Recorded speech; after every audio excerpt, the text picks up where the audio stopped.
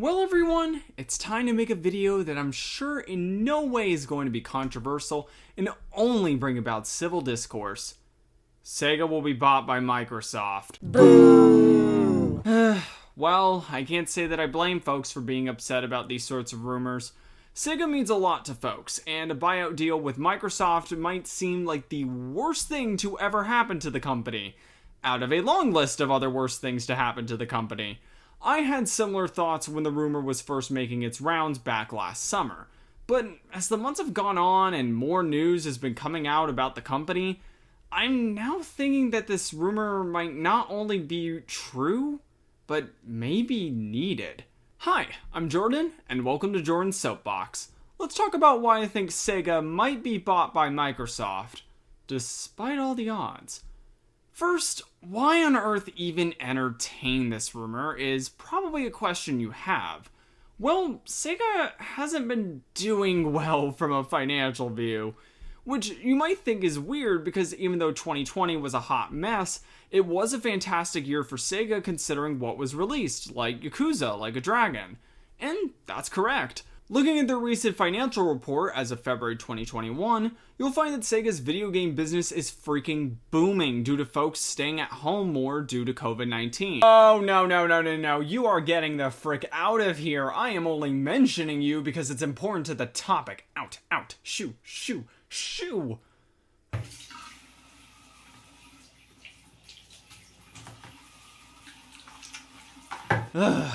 Sorry about that, folks. As I was saying, what's the issue then? Well, here's the thing. When most folks think of Sega, they think of simply the video game business and not much else. Rarely does anyone mention Sega Sammy Holdings Corporation, which Sega is a component of. A bit of history. Back in the early 2000s, Sega, after exiting the console business, wasn't doing so hot financially, to say it lightly. Sammy, a company focused on pachinko and pachi slot machines, was worried about over-reliance on those things. Sega needed a financial lifeline, and Sammy needed to diversify its business. It's a win-win for everyone, thus Sega Sammy Holdings was born in 2004. Goodness flipping gracious, that logo stinks. Oh wait, it's the old one. Can we see the new one they currently use? Nope, still sucks. Gosh dang it. I'm not even going to try to explain the convoluted structure of Sega Sammy Holdings, but the important takeaway is that they are involved in multiple different businesses such as resort hotels in Japan. Why does that matter? Well, Sega itself might be doing well, but other businesses in Sega Sammy Holdings are not. For instance, remember how I mentioned earlier their resort business? Well, their recent financial report, at least if I'm understanding this correctly, isn't doing so hot when it comes to resort hotels, with Sega Sammy Paradise, a joint venture between Sega Sammy and a Korean tourist company. I think it's in Korea, it's a thing. Anyway, it was expected to continue to record losses due to a, quote, decrease in utilization of facilities. For the record, I don't know how to read this stuff and did the best I could to understand it, and frankly, it makes me want to scream. Overall, operating income was down 51.8%. Yikes. It isn't to say that Sega Sammy Holdings wouldn't be able to recover from something like this, but these financial results really aren't looking too hot. Combined with news about how Sega was calling for 650 of their staff to retire in November 2020, changes to their businesses in 2021 through separating its video game and amusement divisions, it overall isn't exactly the most rosy picture to hear right now. In fact, I think it would be justified to say that Sega Sammy Holdings is in a lot of trouble right now. Sure, every business has experienced some sort of impact from COVID-19, but this seems like the red sirens blaring loudly type of business and financial issues. To me, these issues are severe enough for Sega Sammy Holdings, at least to me, to be looking to be bought by another company in order to ensure its survival from a financial and business view. Consequently, I think that Sega Sammy is making these choices in order to make itself more attractive to potential buyers. But who would be that other potential buyer? Well, if you read the title of this video, I think it's Microsoft. But why? Well, it's no secret that Microsoft is currently buying studios to fill a much-needed talent hole when compared to their competitors such as Sony.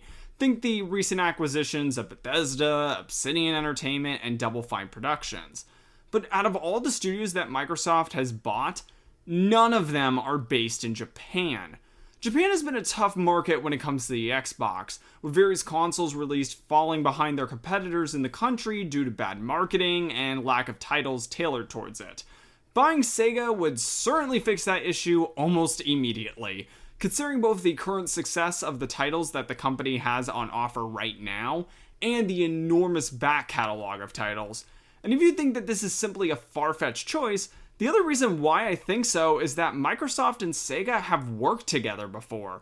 It arguably began during the Sega Dreamcast, with the two working together to make the console compatible with Microsoft Windows CE. During the Xbox, there were negotiations between Microsoft and Sega to make the Xbox compatible with Sega Dreamcast games, but it never went through. Despite that deal not working out, Microsoft and Sega still collaborated together to bring several exclusives to the Xbox, such as Jet Set Radio Future, which, my gosh, needs a freaking re-release, please, and an exclusive version of Shenmue 2 for North America. In 2020, something kinda similar happened, with Microsoft nabbing exclusive North American rights to Phantasy Star Online 2. Hello everyone, Jordan here in the editing room. I messed this one up. It seems like Microsoft has, for now anyway, limited exclusivity for Phantasy Star Online 2, but not full exclusivity.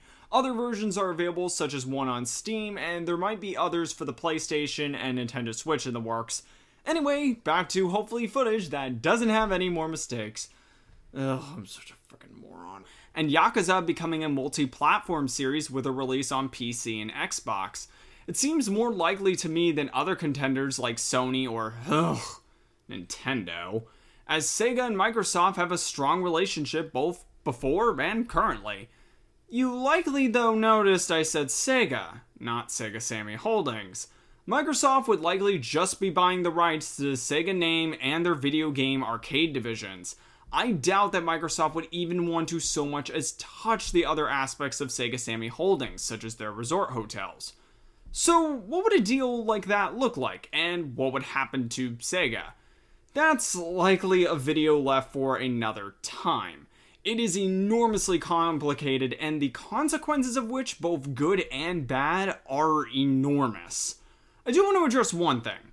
From my experiences, bringing up this rumor is usually met with hostility and ridicule. I can understand this, as most folks want Sega to remain independent. Furthermore, there are legitimate concerns to be raised about Microsoft buying Sega, such as the increasing control Microsoft would have over the video game industry. But the financial situation of Sega Sammy Holdings, at least to me, is pretty darn bad. And I don't think that's going to improve even with a vaccine to COVID-19. The financial effects of COVID-19 are going to continue for years to come, and that's simply time that Sega, and by extension Sega Sammy Holdings, doesn't have. Now, certainly something bizarre can happen, and Sega Sammy Holdings can financially turn itself around. But I just think that's extremely unlikely given all the information that I have on hand. Another company buying them is inevitable, and based on that information that I have, I formally predict that Microsoft will buy Sega or Sega Sammy Holdings in 2021. What do you all think? Will Sega be bought by Microsoft? Have I officially gone insane with this? And should my punishment if I'm wrong being forced to play Sonic the Hedgehog at the GBA? Yes, I own that now. Let me know in the comments down below. This is Jordan from Jordan's Soapbox, and see y'all later.